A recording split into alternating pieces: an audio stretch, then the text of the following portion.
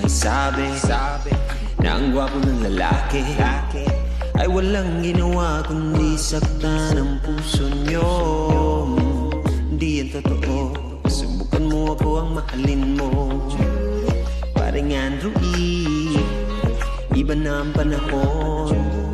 Kahit pangit na yun ay nagloloko. Di lahat ng mga gwapo ay sasaktan ka lang. Minsan kung sino pang walang karapatan ng ganyan.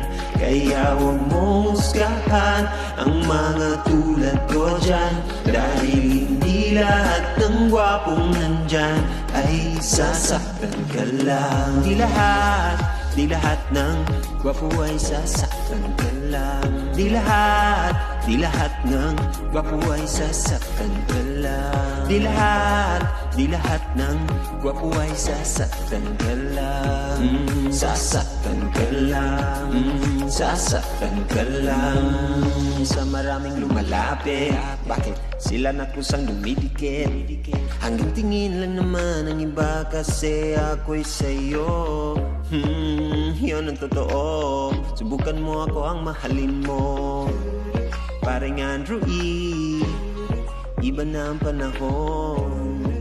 Kahit pangit na yun ay nagloloko. Di lahat ng mga gwapo ay sasaktan ka lang.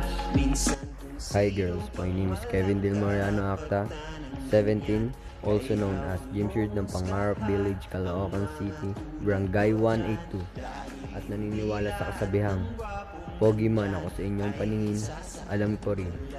Di lahat ng gwapo ay sasaktan ka lang. Di lahat ng gwapo ay sasaktan ka lang. Di lahat ng gwapo ay sasaktan ka lang. Sasaktan ka lang. Ang programang ito ay rated SPG. Striktong patnubay at gabay ng magulang ang kailangan. Maaaring may masiselang tema, lengguwahe, karahasan, sexual, horror o droga na hindi angkop sa mga bata.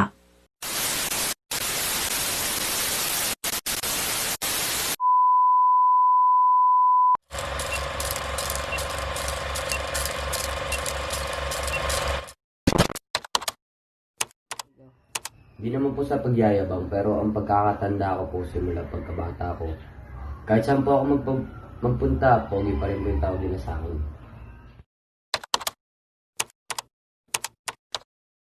Actually po, hindi po ako nanligaw. Sila po yung nanligaw sa akin dahil ang hirap naman po kung ako yung manliligaw, napakagwapo.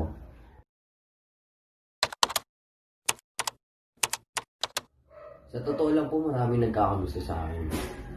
Kahit saan ako magpunta, ang dami nagpapapicture sa akin, tapos sinisigaw nila na crush nila ako. Pero hindi ko na lang po sila pinapansin.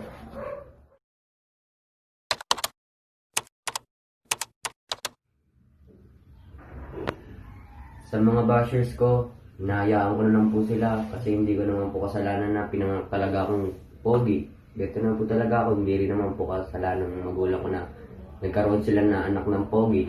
Kaya sa mga pangit dyan, kalma lang kayo, ako lang ito.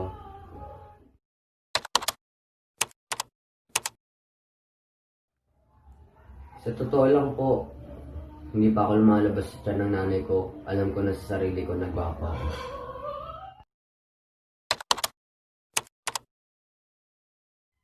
Marami. Kahit saan ako magpunta, pinagkakaguluhan ako, kaya nga minsan natatakot na ako lumabas eh.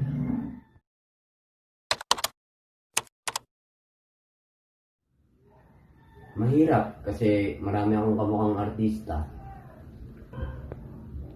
Like one time, nasa mall ako, may batang lumapit sa akin. Sabi, Mami, si James Reed oh. Tapos nung lumapit sila sa akin, sabi ko, hindi po. Mukha ko lang po. Tapos nakita ko yung lungkot sa mukha ng bata na pinipilit niya talaga na ako si James Reed.